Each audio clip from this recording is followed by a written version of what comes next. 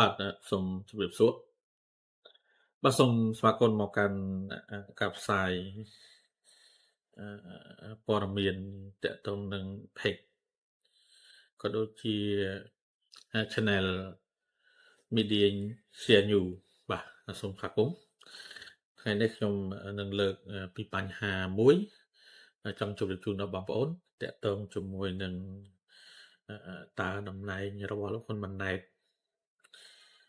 អាចរក្សាយូរដល់កម្រិតណាអ្វីដែលយើងចង់លើកមកពិភាក្សាក៏ដូចជាចែកជូននៅព័ត៌មានដល់បងប្អូនប្រិមិត្តខ្ញុំចង់លើកពីការដឹកនាំរបស់លោកហ៊ុនម៉ាណែតកន្លងមកនេះអ្វីដែលយើងទាំងអស់គ្នាចាប់អារម្មណ៍បងប្អូនហើយជាអាចចាប់អារម្មណ៍ដោយលោកហ៊ុនម៉ាណែតហ្នឹងគាត់ឡើងជាមេដឹកនាំប្រទេសកម្ពុជាហ្នឹងគឺជំនួសដោយលោកហ៊ុនសែនដែលជាឪពុកហើយបើគិតលោកហ៊ុនម៉ាណែតអត់មានប្រកាសពីគណៈបព្វជិជនក្នុងការឈរជាបេក្ខជននាយករដ្ឋមន្ត្រីទេប៉ុន្តែដោយសារអំណាចរបស់ឪគឺលោកហ៊ុនសែនតែម្ដងដែលធ្វើឲ្យលោកហ៊ុនម៉ាណែតអាចធ្វើជានាយករដ្ឋមន្ត្រីដែលឡើងតាមជើងខោឪពុកនេះបាទនេះគឺជារឿងសាវតានៃការដែលលោកហ៊ុនម៉ាណែតមកកាន់តំណែងដ៏ខ្ពូលនៅក្នុងប្រទេសកម្ពុជាគឺដោយសារតែលោកហ៊ុនសែនអញ្ចឹងមានន័យថាអ្វីដែលយើងអាចសន្និដ្ឋានចំណុចនេះគឺមានន័យថាអំណាចបពពួកតត្រកូលនៅតែកើតមាននៅក្នុងសង្គមខ្មែរបច្ចុប្បន្ននេះជាចំណុចដែលជាសាវតាដែលលោកហ៊ុនម៉ាណែតដែលគាត់ឡើងជាមេដឹកនាំកម្ពុជានៅស្រុកខ្មែរឥឡូវយើងចាប់អារម្មណ៍មួយទៀតតកតងជាមួយនឹងដែលប្រវត្តិលោកហ៊ុនម៉ាណែតបន្តិចចុះប្រវត្តិសិក្សាខ្ញុំចង់និយាយពីប្រវត្តិសិក្សាអ្វីដែលខ្ញុំចាប់អារម្មណ៍គឺខ្ញុំអាចដឹងច្បាស់ថាលោកហ៊ុនម៉ាណែតគាត់បានទៅរៀនសូត្របានខ្ពង់ខ្ពស់ណាដល់បណ្ឌិតហើយអ្វីដែលយើងឃើញគឺសាកលវិទ្យាល័យល្បីជាងគេនៅសហរដ្ឋអាមេរិកណា West Point បងប្អូនប្រហែលជាអាចដឹងហើយថាតើសាកលវិទ្យាល័យនឹងយ៉ាងម៉េចណាដល់នឹងមានសមត្ថភាពបានអាចប្រឡងជាប់ហើយចូលរៀននៅសាកលវិទ្យាល័យ West Point កម្រិតនៃការសិក្សារបស់លោកហ៊ុនម៉ាណែតបើក្នុងតួនាទីជាមេដឹកនាំគឺអាចទទួលយកបានប៉ុន្តែអ្វីដែលយើងឃើញចំណុចខ្វះខាតរបស់លោកហ៊ុនម៉ាណែតគឺតកតងនឹងបទពិសោធន៍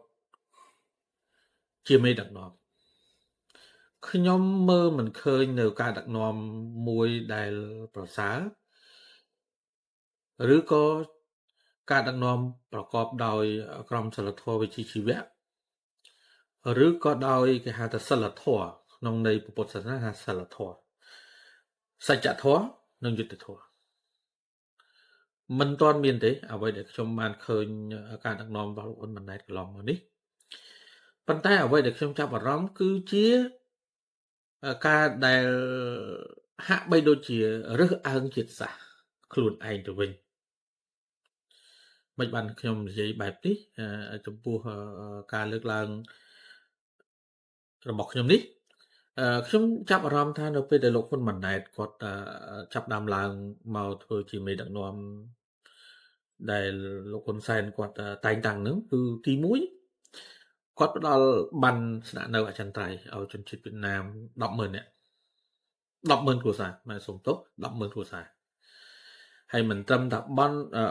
ផ្ដល់បានស្នាក់នៅអចិន្ត្រៃយ៍ទេរហូតដល់មានគេហៅថាបត់ផ្ដល់នៅទាំងផ្ទះទាំងដីឲ្យដល់ជនជាតិវៀតណាមដែលគាត់រស់ក្នុងទឹកឲ្យមកលើគោកទៀតវាជារឿងមួយដែលប្រជាពលរដ្ឋខ្មែរទូទាំងប្រទេសមិនអាចទទួលយកបានទេនៅការដែលលោកហ៊ុនម៉ាណែតធ្វើបែបនេះខណៈដែលប្រជាពលរដ្ឋយើងនៅតាម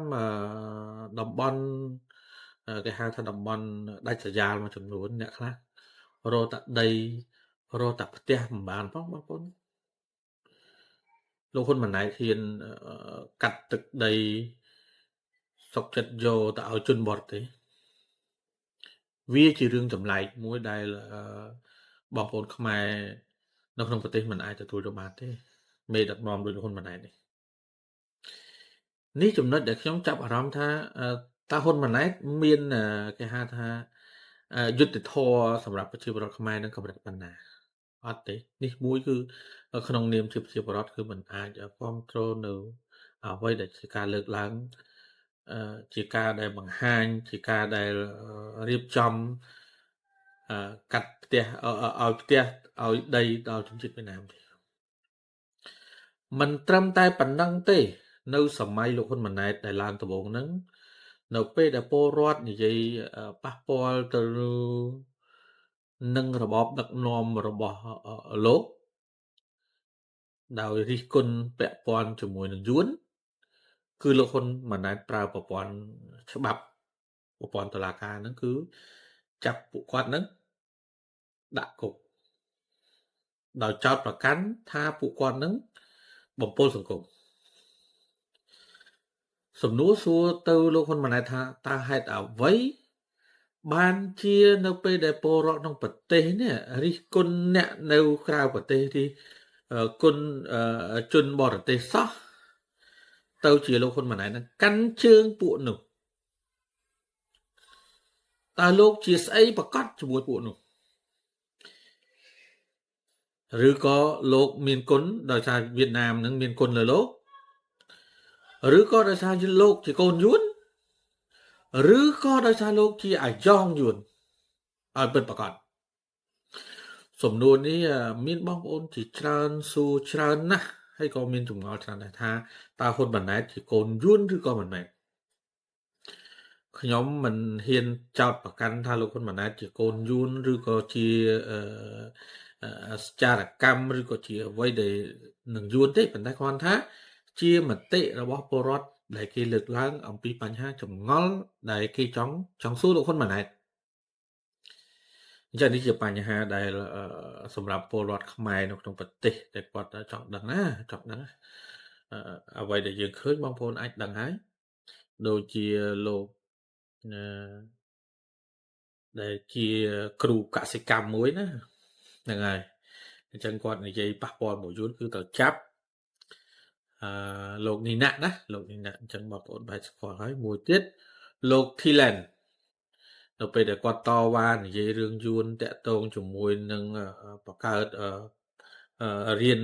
នភាសាយួននៅសាកលវិទ្យាល័យភ្នំពេញដាក់បញ្ចូលដាក់អីចឹងទៅតតវ៉ាប្រឆាំងក៏ត្រូវចាប់គាត់ដាក់គុកទៀតលោកសារ៉ននៅខាងខេត្តបន្ទាយមានជ័យនោះក៏ដូចគ្នាដែរនៅពេលដែលគាត់និយាយថាគណៈបកប្រជាជននឹងជាប់ឆ្នោតតើគួរតែដេញយួនចេញពីស្រុកខ្មែរទេក៏ត្រូវរបបហ្នឹងគឺមួយបង្កាច់គាត់ញុះញង់បកចលាចលដល់ប្រទេសក៏ចាប់គាត់ដាក់គុកដែររឿងរ៉ាវដែលកើតឡើងទាំងប្រមាណនេះសបញ្ជាក់ប្រាប់ថាហ៊ុនម៉ាណែតមិនមែនការពីប្រជាពលរដ្ឋខ្មែរឬក៏ស្រឡាញ់នៅគេហៅថាទឹកដីខ្មែរឬក៏ស្រឡាញ់ជាតិខ្មែរស្រឡាញ់មនុស្សដែលមានសញ្ជាតិជាខ្មែរទេវាទៅជាការពីបរទេសក្នុងការជិះជាន់ឬក៏គៀបសង្កត់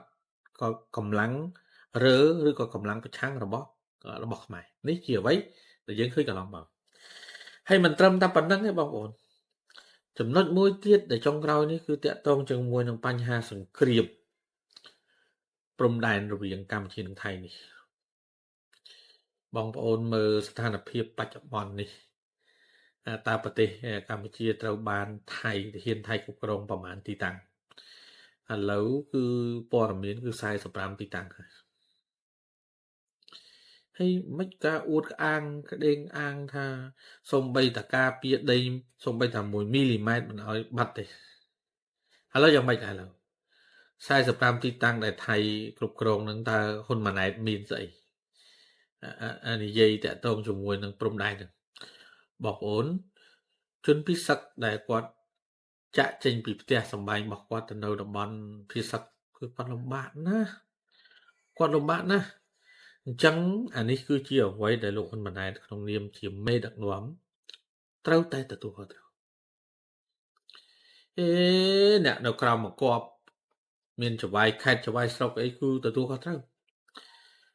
អត់អាចបានអញ្ចឹងទេក្នុងលោកឯងក្នុងនាមលោកជានាយករដ្ឋមន្ត្រីជាមេដឹកនាំប្រទេសមួយលោកមិនត្រូវ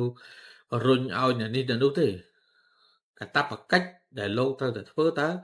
លោកដោះស្រាយបញ្ហារបស់ពលរដ្ឋនឹងបានអាចឬអត់តែបើដោះស្រាយមិនបានចុះចេញទៅឲ្យគេធ្វើម្ដងមានតែប៉ុណ្្នឹងអញ្ចឹងក្នុងនាមជាមេដឹកនាំគួរតាពិចារណាមើលហេតុផលមួយចំនួនតើសមនឹងតំណែងរបស់លោកជាមេដឹកនាំតើលោកមានគេហៅថាវិធីសាស្ត្រក្នុងការគ្រប់គ្រងធ្វើឲ្យប្រទេសជាតិនឹងរីកចម្រើនធ្វើឲ្យប្រទេសជាតិនឹងមិនមានការឈ្លានពានពីប្រទេសដទៃប្រទេសដទៃឈ្លានពានមកពីមេដឹកនាំយើងអន់មិនបាច់រកមូលហេតុអីទេមកពីយើងអន់នឹងអន់យ៉ាងម៉េចឡើងមកខុសច្បាប់បណ្ដាប្រទេសមួយចំនួនមិនទទួលស្គាល់លោកហ៊ុនម៉ាណែតជាមេដឹកនាំស្រុកខ្មែរទេគ្រាន់តែជាតំណាងឲ្យប្រទេសកម្ពុជាមួយទេប៉ុន្តែប្រទេសខ្លះហ្នឹងប្រទេសលោកសេរីមួយចំនួនហ្នឹងមិនទទួលស្គាល់លោកហ៊ុនម៉ាណែតជានាយករដ្ឋមន្ត្រីជាមេដឹកនាំប្រទេសកម្ពុជាដោយស្របច្បាប់ទេព្រោះប្លន់គេប្លន់បិទសម្លេងគណៈបកប្រឆាំង55អាសនៈបងប្អូនពិចារណាមើលទៅប្លន់គេទាំងរស់វាជារឿងមួយដែលបងប្អូនប្រិយមិត្តប្រហែលជាអាចថាតាមដានដឹងរឿងហ្នឹងហើយថាតើហ៊ុនសែនតើការរៀបចំបោះឆ្នោតរបស់លោកហ៊ុនសែនក៏ដូចជាគណៈបកប្រជាជនហ្នឹងតើមានគេហៅថាល្អប្រសើរហ្នឹងកម្រិតប៉ុណ្ណាអត់ទេបិទសម្លេងគណៈបកប្រឆាំងអស់ហើយគណៈបកដែលចូលរួមបោះឆ្នោតកាលពីអាណត្តិមុនហ្នឹងគឺសិតតែគណៈបក7គណៈបកដែលគេឲ្យភ្លឺពេលធ្លាក់ភ្លៀងភ្លឺហ្នឹងគឺភ្លឺអញ្ចឹងសរុបជារួមអ្វីដែលជាការដឹកនាំតាំងពីដើមរហូតដល់ចប់គឺលោកហ៊ុនម៉ាណែតមិនមានសមត្ថភាពក្នុងការក្លាយជាមេដឹកនាំកម្ពុជាហើយបងប្អូនដឹងហើយទៅពេលដែលគាត់ទៅសហរដ្ឋអាមេរិកគាត់ប្រាប់វិទ្យុប្រាប់ព័ត៌មានអន្តរជាតិតាក់ទងនឹង Reuters ហ្នឹងគឺបង្ហាញថាថៃហ្នឹងគឺទាហានថៃហ្នឹងបានចូលមកដល់ដីកម្ពុជាចូលគ្រប់គ្រងដីកម្ពុជាប្រមាណកន្លែងចូលមកជ្រៅសំណួរសួរថាហេតុអីបានលោកហ៊ុនម៉ាណែតមិនប្តឹងថៃតាក់ទងនឹងការឈ្លានពាននេះទៅតុលាការអន្តរជាតិសំណួរមួយទៀតហេតុអីបានជាលោកហ៊ុនម៉ាណែតមិនហ៊ាននិយាយថាថៃឈ្លានពានកម្ពុជាខណៈដែលពលរដ្ឋដែលគាត់បាត់បង់ផ្ទះបាត់បង់ដីបាត់ស្រែកយំហូរមិនដឹងថាពេលណាបានដីមកវិញហើយគាត់គ្មានជំនឿជឿជាក់ថាលោកហ៊ុនម៉ាណែតនឹងអាចយកដីយកផ្ទះនឹងឲ្យពួកគាត់បានទេគាត់មិនសប្បាយចិត្តទេនៅពេលដែលអស់លោកមួយចំនួនមន្ត្រីជាន់ខ្ពស់របស់គណៈបកប្រជាជនដូចជាគណៈបកដែលកាន់អំណាចហ្នឹងណាដែលសង់ផ្ទះបណ្ដោះអាសន្នឲ្យពួកគាត់រស់នៅគាត់អត់សប្បាយចិត្តទេរហូតដល់មានជួរគណៈបកប្រជាជនមួយចំនួនលើកឡើងថាគេឲ្យប៉ុណ្ណឹងហើយចង់បានបណ្ណាទៀតនេះជាអ្វីដែលបងប្អូនដែលគាត់បាត់បង់ផ្ទះបាត់បង់ដីហ្នឹងគាត់បញ្ចេញដោយពីពិតប្រកបគាត់អត់សប្បាយចិត្តទេហើយមកឯណាទៅថាគាត់សប្បាយចិត្តនឹងអំណោយសប្បាយចិត្តនៅពេលដែលគេសង់ផ្ទះរបស់គាត់គាត់រចង់កន្លះជីវិតដែរបងប្អូនតាំងពីគាត់ចាប់ដៃរវាងប្តីប្រពន្ធគាត់ខំប្រឹងរស់ស៊ី20ឆ្នាំអ្នកខ្លះ30ឆ្នាំអ្នកខ្លះចង់ស្លាប់ទៅវិញហើយបានផ្ទះមួយបានដីស្រែល្មមមកចិញ្ចឹមជីវិតរស់នៅប្រចាំថ្ងៃប៉ុន្តែឥឡូវវាប្លន់ចូលបាត់ឥឡូវយើងគិតថាអានឹងកើតលើគ្រួសារគេចុះបើសិនទៅកើតលើគ្រួសារយើងតើយើងជួយចាប់បណ្ណាឥឡូវបងប្អូនពិចារណាទាំងអស់គ្នាកុំថាខ្ញុំនិយាយនេះលោកនៅខាងគណៈបកប្រឆាំងលោកឃើញតែចំណុចអវិជ្ជមានឃើញតែចំណុចខ្វះខាតរបស់រដ្ឋាភិបាលអត់ទេខ្ញុំនិយាយការពិត ព្រោះខ្ញុំនៅប្រទេសថៃបើសិនជាក្នុងករណីខ្ញុំរិះគន់ជនជាតិថៃរិះគន់ទៅលើការដឹកនាំប្រទេសថៃអូប្រទេសថៃគេមេដឹកនាំគេមិនហ៊ានសំបីតាបាត់ទឹកដី1មីលីម៉ែត្រណាសំបីតាបាត់មិនបន្តិចក៏ដោយមេដឹកនាំនោះមិនអាចនៅទេប្រជាពលរដ្ឋគេធ្វើបាតកម្មទម្លាក់បាត់ហើយស្រុកខ្មែរ25 45កន្លែងបាត់ហើយនៅហ៊ុនម៉ាណែតដដែលអត់ហ៊ានទេព្រោះម៉េចគម្រាមកំហែងពលរដ្ឋមិនអោយបញ្ចេញមតិតវ៉ាតាហ៊ានបញ្ចេញតាហ៊ានចេញព័ត៌មានប្លែកមកគឺគម្រាមគេភ្លាមតែម្ដងមិនអោយគេនឹងនិយាយតវ៉ាតើតើនឹងបញ្ហាព្រំដែនទេអ្នកសារព័ត៌មានអីក៏ដោយឬក៏អ្នកដែលយកអំណោយមកចែកដល់បងប្អូនជនភៀសសកក៏ដោយត្រូវចាប់ចឹងមានថារបបលោកហ៊ុនប៉ាណែតនេះព្រីផ្សាយមិនខុសពីអូវទេមិនខុសពីអូវទេចឹងបងប្អូនអាចថាតើការដឹកនាំរបស់លោកហ៊ុនម៉ាណែតគួរតែចុះចេញពីតំណែងឬក៏យ៉ាងណាអាចស្ដាប់ខ្ញុំហើយអាចពិចារណាទាំងអស់គ្នាថាគួរចុះឬក៏មិនចុះខ្ញុំថាត្រូវតែចុះចេញពីតំណែងអ្នកឯងលើកមកថាធ្វើជានាយករដ្ឋមន្ត្រីហ្នឹងមិនមែនស្រួលទេណាពិបាកណាស់ណាត្រូវដោះស្រាយបញ្ហាគ្មានបានដីពួនទេបញ្ហារបស់គាត់លើកមកមានរឿងរហូតចុះបើដឹងថាពិបាកដែរហេតុអីក៏លោកគ្រប់គ្រងប្រទេសលោកមិនឲ្យគេសាកមើលថាគេគ្រប់គ្រងប្រទេសនឹងកើតឬបាត់ចឹងមានថាអ្វីដែលយើងឃើញថាមិនបានគាត់នៅក្រៅអំណាចមិនចុះចេញពីតំណែងទោះបីតែថាក្នុងនាមជានាយករដ្ឋមន្ត្រីហ្នឹងហើយធ្វើពិបាកប៉ុណ្ណឹងហើយនៅមានអ្នកចង់ទៅធ្វើអ្នកចង់ទៅគេហៅថាម៉េចយកតំណែងជានាយករដ្ឋមន្ត្រីនឹងមកកាន់កាប់ខ្លួនឯងឥឡូវសំណួរសួរថាហេតុអីបានជាពួកគាត់ហ្នឹងមិនគ្មានឆន្ទៈក្នុងការដែលជាមេដឹកនាំតាមធម្មតាណាស្រឡាញ់តំណែងមិនអញ្ចឹងទេបងប្អូនរឿងអីតំណែងណាមិនស្រឡាញ់លោកសសល់តំណែងទូនាទីបនស័កគេចង់បានទាំងអស់តែគ្នាហ្នឹងហើយលោកនិយាយថាមិនចង់បានមិនខ្ញុំអត់ជឿទេសូម្បីតែលោកអ្នកនិយាយហ្នឹងក៏ចង់បានដែរតំណែងដែលកើតឡើងពីការបោះឆ្នោតដោយសេរីនិងយុត្តិធម៌តំណែងពីការប្លន់របស់គេប្លន់គេគម្រាមកំហែងគេយកមកធ្វើជាកម្មសិទ្ធិផ្ទាល់ខ្លួនរបស់ឯងហើយសួរថា